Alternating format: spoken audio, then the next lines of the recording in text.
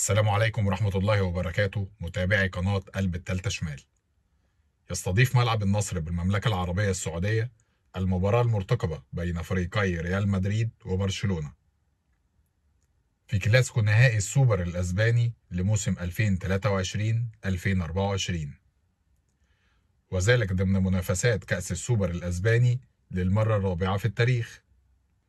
وتنطلق مباراة كلاسيكو الأرض بين فريقي ريال مدريد وبرشلونة يوم الأحد الموافق 14 يناير 2024 في تمام الساعة 9 مساء.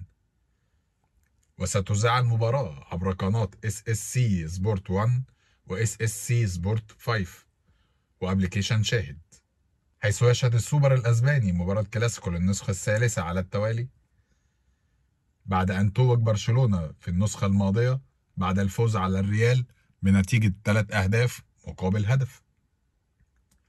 وكان قد تأهل فريق برشلونة للنهائي بعدما فاز على فريق أوساسونا بهدفين مقابل هدف.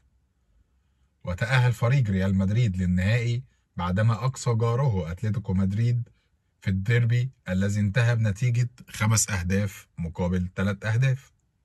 لو عجبك الفيديو اعمل لايك واشترك بالقناة ليصلك كل جديد. السلام عليكم ورحمة الله وبركاته.